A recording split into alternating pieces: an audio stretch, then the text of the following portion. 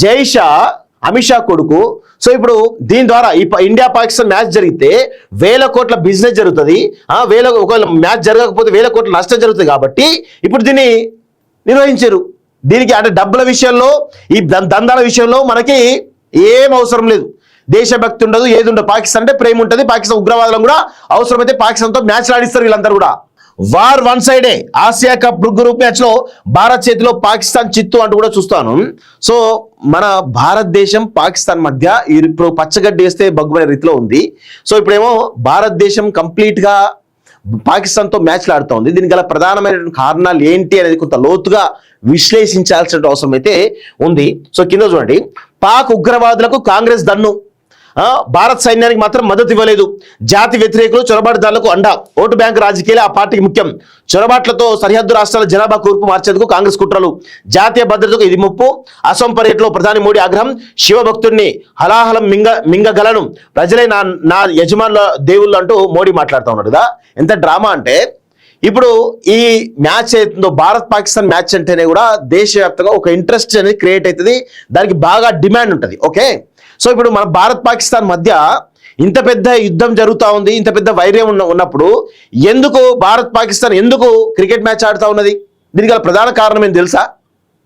ఈరోజు మన ఐసీసీని international cricket council ఉంది కదా, దానికి ఎవరు చైర్మన్? అమిత్ షా కొడుకు జై షా కదా చైర్మన్.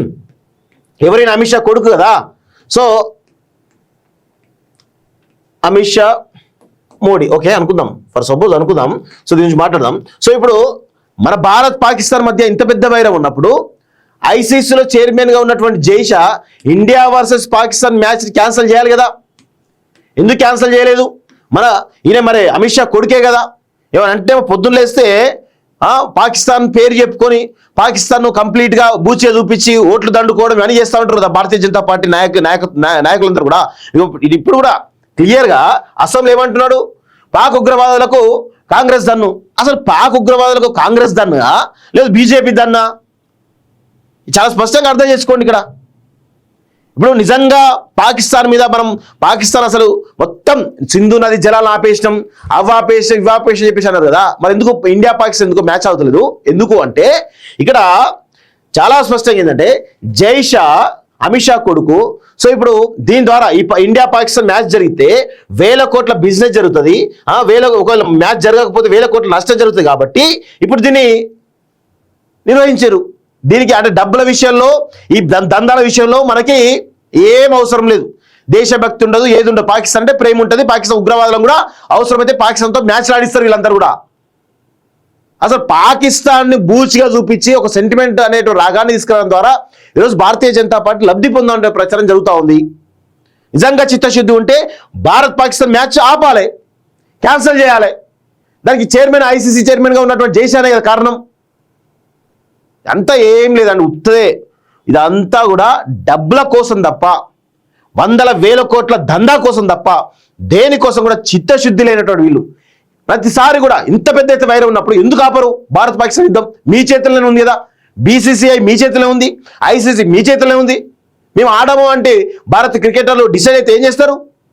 ఆపలేరా? అంటే ఈ సెంటిమెంట్ భారత్ పాకిస్తాన్ అనేటువంటి ఇప్పుడు జరుగుతున్నటువంటి మ్యాచ్లలో భారతదేశం 100 కోట్ల మంది ప్రజలు ప్లస్ పాకిస్తాన్ ప్రజలు ఇంట్రెస్టింగ్గా చూసి బెట్టింగ్ ఆడతారు. కాబట్టి దానిలో వచ్చేటువంటి వందల వేల కోట్ల రూపాయలు దొబ్బితిందనేటువంటి ఒక ప్లాన్ తప్ప ఏది కనబడతలేదు ఇక్కడ.